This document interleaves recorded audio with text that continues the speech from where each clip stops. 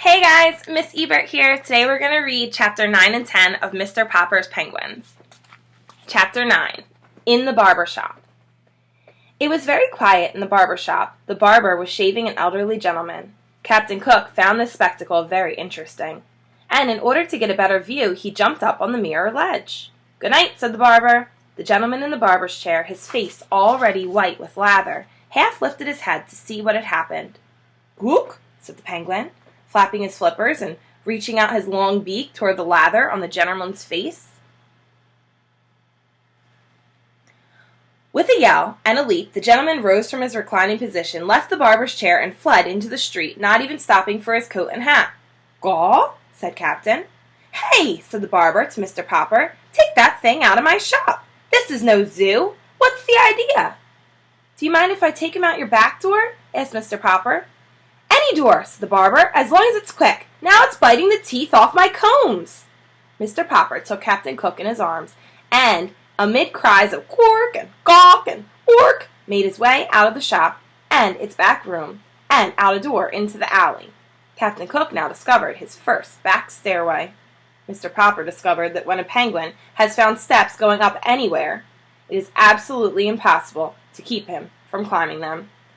"All right," said Mr. Popper, panning up the steps behind Captain Cook. "I suppose, being a bird, and, one that can't fly, you have to go up in the air somehow, so you like to climb stairs. Well, it's a good thing this building only has 3 stories. Come on, let's see what you can do." Slowly but unwaringly, Captain Cook lifted one pink foot after another, from one step to the next, followed by Mr. Popper at the other end of the clothesline. At last they came to the top landing. "Now what?" inquired Mr. Popper of Captain Cook. Finding there were no more steps to climb, Captain Cook turned around and surveyed the steps that now went down. Then he raised his slippers and leaned forward. Mr. Popper, who was still panting for breath, had not supposed to determine that the bird would plunge so quickly. He should have remembered that penguins will toboggan whenever they get the chance. Perhaps he had been unwise in tying one end of the clothesline to his own wrist. At any rate, this time Mr. Popper found himself suddenly sliding on his own white-clad stomach down the 3 flights of steps. This delighted the penguin, who was enjoying his own slide just ahead of Mr. Popper. When they finally reached the bottom, Captain Cook was so eager to go up again that Mr. Popper had to call the taxi to distract him.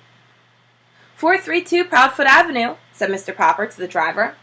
The driver, who was a kind and polite man, did not laugh at this oddly assorted passengers until he had been paid. "Oh dear," said Mrs. Popper, when she opened the door to her husband. "You look so neat and handsome when you started for your walk, and now look at the front of you." "I'm sorry, my love," said Mr. Popper in a humble tone, "but you can't always tell what penguins will do next."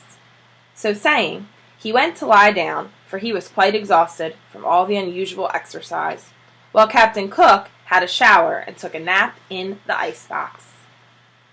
Chapter 10, Shadows. The next day, the picture of Mr. Popper and Captain Cook appeared in the Stillwater Morning Chronicle, with a paragraph about the house painter who had received the penguin by air express from Admiral Drake in a faraway Antarctic. Then the Associated Press picked up the story, and a week later the photograph could be seen in the Sunday edition of the most important newspapers in all the large cities in the country. Naturally, the Poppers all felt very proud and happy, but Captain Cook was not happy. He had suddenly ceased his gay exploring little walks about the house, and would sit most of the days sulking in the refrigerator. Mr. Popper had removed all the stranger objects, leaving only the marbles and the checkers, so that Captain Cook now had a nice little ordinary rookery. "He won't play with us any more," said Bill. "I tried to get some of my marbles from him, and he tried to bite me." "Naughty Captain Cook," said Janie.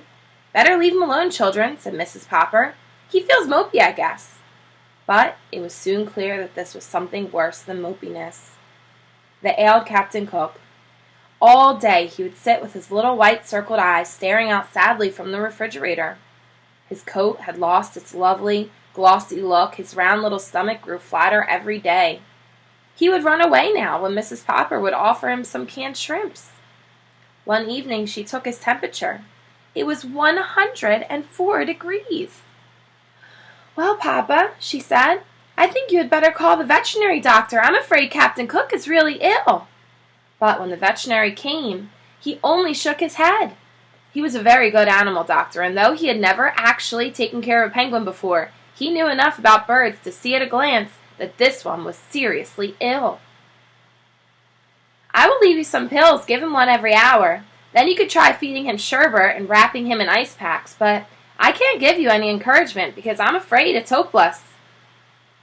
This kind of bird was never made for this climate, you know. I can see that you two have taken very good care of him, but an Antarctic penguin can't thrive in still water.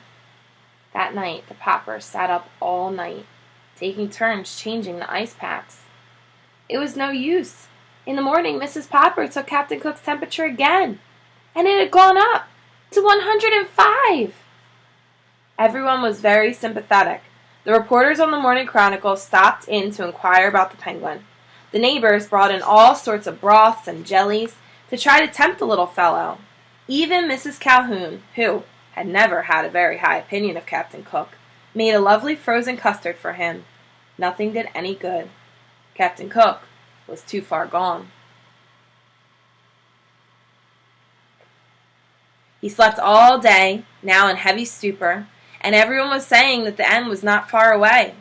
All the Poppers had grown terribly fond of the funny, solemn little chap, and Mr. Popper's heart was frozen with terror. It seemed to him that his life would be very empty if Captain Cook went away. Surely, someone would know what to do for a sick penguin. He wished that there was some way, asking advice of Admiral Drake, all the way down in the South Pole, but there just wasn't time. In his despair, Mr. Popper had an idea. A letter had brought him his pet. He sat down and wrote another letter. It was addressed to Dr. Smith, the curator of the great aquarium in Mammoth City, the largest in the world. Surely if anyone anywhere had any idea what could cure a dying penguin, this man would. 2 days later, that was an answer from the curator. Unfortunately, he wrote, it is not easy to cure a sick penguin. Perhaps you do not know that we too have in our aquarium at Mammoth City a penguin from the Antarctic. It is failing rapidly. In spite of everything we have done for it, I have wondered lately whether it is not suffering from loneliness. Perhaps that is what ails your Captain Cook. I am therefore shipping you under separate coverage our penguin. You may keep her. There is just a chance that the birds may get on better together. And that is how Greta came to live at 432 Proudfoot Avenue. Oh man, Captain Cook is getting a friend, and the Poppers are getting a second penguin. Can't wait to see how this turns out. Tune in tomorrow for Chapter 11. See ya!